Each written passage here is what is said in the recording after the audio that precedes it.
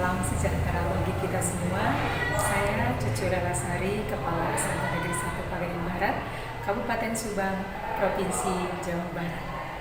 Saya akan menyampaikan praktik baik saya dalam implementasi kurikulum Merdeka, yaitu supervisi pembelajaran berdiferensiasi berbasis coaching, wujudkan Merdeka Belajar.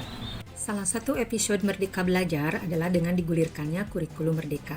Salah satu prinsip kurikulum Merdeka, pembelajaran yang berpusat pada peserta didik, memahami kebutuhan, kesiapan, potensi, bakat minat, dan gaya belajar peserta didik. Kenyataan di lapangan, peserta didik di suatu kelas sangat beragam, baik latar belakang, bakat, minat, dan gaya belajarnya. Sudah sepantasnya pendidikan dan pembelajaran dilakukan dengan strategi yang dapat mengakomodir keberagaman. Tantangan di lapangan, kita kurang menyadari keberagaman peserta didik di kelasnya, sehingga memperlakukan peserta didik dengan sama, baik dalam materi, proses, maupun tagihan atau produknya. Hal ini dikarenakan belum dilakukannya asesmen awal oleh guru dan memetakan peserta didik. Tidak memperhatikan bakat minat peserta didik, tidak mengetahui kesiapan dan kebutuhan belajar peserta didik, tidak memperhatikan profil belajar peserta didik, apakah tipe auditori, visual, atau kinestetik. Aksi yang saya lakukan, melakukan perubahan sesuai kapasitas saya sebagai kepala sekolah, melakukan supervisi sebagai penerapan pembelajaran berdiferensiasi untuk memperbaiki kualitas pembelajaran di kelas yang inklusif, dengan menganalisis situasi, melihat tantangan, menyusun aksi, refleksi, dan tindak lanjut. Adapun langkah-langkah yang saya lakukan, melakukan sosialisasi dibantu pengawas pembina terlebih dahulu, menyusun jadwal bersama PKS kurikulum, guru merancang pembelajaran berdiferensiasi berdasar kesiapan belajar peserta didik, minat, bakat, serta gaya belajarnya.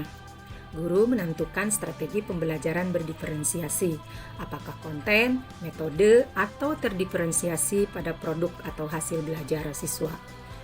RPP dibuat untuk penerapan pembelajaran diferensiasi dengan memperhatikan lingkungan belajar yang mengundang peserta didik untuk belajar. Tujuan pembelajaran yang didefinisikan secara jelas, penilaian yang berkelanjutan, merespon kebutuhan peserta didik, dan manajemen kelas yang efektif. Kami mengadakan pertemuan awal sebagai pra-observasi.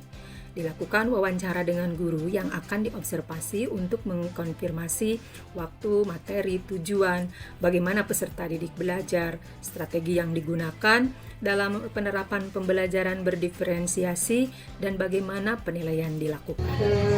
Terus kita kan sudah mengimplementasikan kurikulum Merdeka ya. Salah satu prinsipnya adalah pembelajaran yang terdiferensiasi.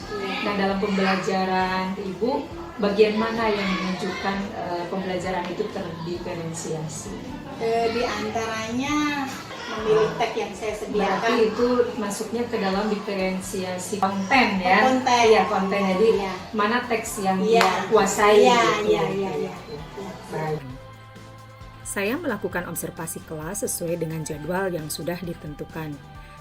Dalam instrumen observasi kelas, kami menambahkan poin apakah guru sudah menerapkan pembelajaran berdiferensiasi, konten, proses, atau produk sebagai daya pembeda dari observasi-observasi yang biasa dilakukan.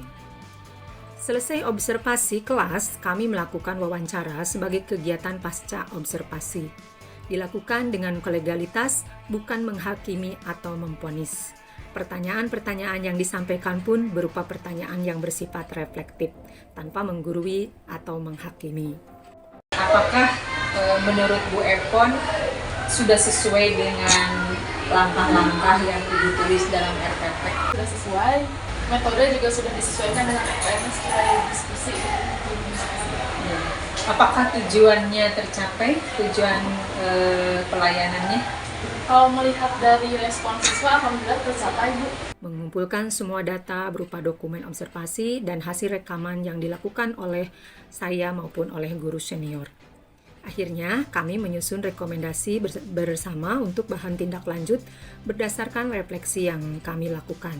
Di antaranya, guru mengikuti pelatihan tentang pembelajaran berdiferensiasi baik melalui platform Merdeka Mengajar atau kegiatan lain melalui seminar, webinar, atau forum MGMP. Supervisi pembelajaran dalam penerapan pembelajaran berdiferensiasi sebagai strategi kepemimpinan di sekolah berdampak positif. Dampak bagi kepala sekolah bisa melakukan aksi dengan melihat situasi, tantangan, aksi itu sendiri, refleksi sebagai evaluasi, dan menyusun tindak lanjut. Dampak bagi guru berupaya melakukan dan menampilkan pembelajaran terbaik di kelasnya. Proses pembelajaran secara diferensiasi luar biasa. Ternyata apa yang saya khawatirkan terhadap proses pembelajaran yang saya lakukan, terutama mata pelajaran PPKN yang saya ampuh, tidak semenakutkan apa yang saya pikirkan. Anak-anak menjadi lebih antusias, kemudian saya pun mengajar menjadi lebih enjoy. Luar biasa, kita bisa mengetahui kebutuhan peserta didik kita itu sampai di mana, apa yang mereka inginkan gitu. Itu yang dampak bagi peserta didik pun menumbuhkan semangat belajar, pembelajaran lebih menyenangkan karena sesuai dengan minat dan gaya belajar. Assalamualaikum warahmatullahi wabarakatuh. Nama saya Intan dari kelas 7B. Ketika pembelajaran di kelas, perasaan saya sangat senang karena pembelajarannya langsung dipraktekkan dan sangat mudah dimengerti. Pembelajarannya sesuai dengan yang saya inginkan karena langsung praktek dan sangat seru. Demikian praktik baik yang sudah saya lakukan dalam implementasi kurikulum Merdeka sebagai upaya dalam menciptakan pembelajaran yang berkualitas melalui kurikulum Merdeka. Belajar adalah pengalaman. Maka berilah pengalaman bermakna kepada murid-murid kita agar mereka mengalami belajar yang sesungguhnya. Mohon maaf, terima kasih, tetap semangat dan tetap bahagia untuk guru hebat Indonesia.